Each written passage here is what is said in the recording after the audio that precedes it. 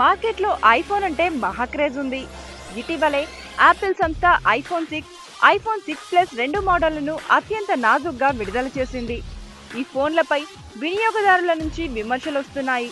అయితే ఈ ఫోన్ వంగిపోతుందని వినియోగదారులు అసంతృప్తి వ్యక్తం చేస్తున్నారు. దీంతో చాలా సమస్యలు వస్తున్నాయి. ఈ నేపథ్యంలో యాపిల్ కంపెనీ షేర్లు 3% పడిపోయాయి.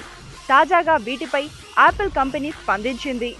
ఐఫోన్ 6 ప్లస్లను స్టెయిన్లెస్ స్టీల్, టైటానియంతో అత్యంత నాణ్యతతో డిజైన్ చేసినట్లు ఆ సంస్థ పేర్కొంది. అయితే ప్యాంట్ పల్చగాను టైట్గాను ఉండటం వల్ల వెనక్కి పెట్టినప్పుడు ఐఫోన్ 6 ప్లస్ వంగిపోయి ఉండవచ్చునన్న మొబైల్ నిపుణుల వాదనతో కంపెనీ ఏకీభవించింది. ఎక్కువసేపు ఐఫోన్ను ప్యాంటు వెనుక జేబులో పెట్టినప్పుడు అలర్ట్ చేస్తుందని, దాన్ని పట్టించుకోనప్పుడు సమస్యలు వస్తాయని కంపెనీ చెబుతోంది. వినియోగదారులకు అసౌకర్యం కలిగించినందుకు మన్నించాలని యాపిల్ సంస్థ ప్రతినిధి కోరారు. యాపిల్ సంస్థ ఈ సమస్యలను త్వరలోనే సరిచేస్తామని తెలిపింది.